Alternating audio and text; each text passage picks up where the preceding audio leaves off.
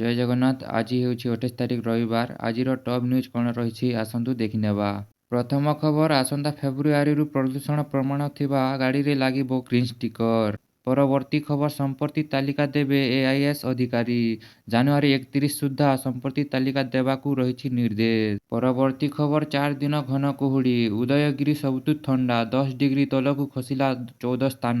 ପରବର୍ତ୍ତୀ ଖବର, ଶିଖରଚଣ୍ଡୀ ପାହାଡ଼କୁ ପ୍ରବେଶ ମନା, ହାତୀ ବୁଲୁଥିବାରୁ ପିକନିକ୍ ବନ୍ଦ କଲା ବନ ବିଭାଗ। ପରବର୍ତ୍ତୀ ଖବର, ପୁରୀ ରତ୍ନଭଣ୍ଡାର ସାମ୍ପ୍ରତିକ ଉଚ୍ଚସ୍ତରୀୟ କମିଟିର ବୈଠକ ଶେଷ, ସବ୍ ଅନୁମୋଦନ ପରେ ହେବ ଗଣତି ମଣତି। ପରବର୍ତ୍ତୀ ଖବର, 10 ଦଫା ଦାବିରେ ଓମସା ଆନ୍ଦୋଳନ ଦ୍ୱିତୀୟ ଦିନରେ 30ରୁ ସମ୍ପୂର୍ଣ୍ଣ ଅସହଯୋଗ ଚେତାବନୀ। ପରବର୍ତ୍ତୀ ଖବର, ସ୍ମାର୍ଟ ମିଟରକୁ ନେଇ ଅସନ୍ତୋଷ ଝାଡ଼ିଲେଣି ଗ୍ରାହକ, ପ୍ରଶ୍ନମାଳରେ ଅତିଷ୍ଠ କଲେଣି ଉପଭୋକ୍ତା। ପରବର୍ତ୍ତୀ ଖବର, ପିପିଲି ଓ ତେଲାଙ୍ଗରେ ନିର୍ମାଣ ହେବ ଷ୍ଟାଡିୟମ, ଭୈରବୀ ଗାନ୍ଧୀପୀଠର ବିକାଶ ପାଇଁ 5.2 କୋଟି ମଞ୍ଜୁର। ପରବର୍ତ୍ତୀ ଖବର, ନୂଆବର୍ଷ ପାଇଁ ପୁରୀରେ ବ୍ୟାପକ ବ୍ୟବସ୍ଥା, 60 ପ୍ଲାଟୁନ ପୁଲିସ ମୁତୟନ।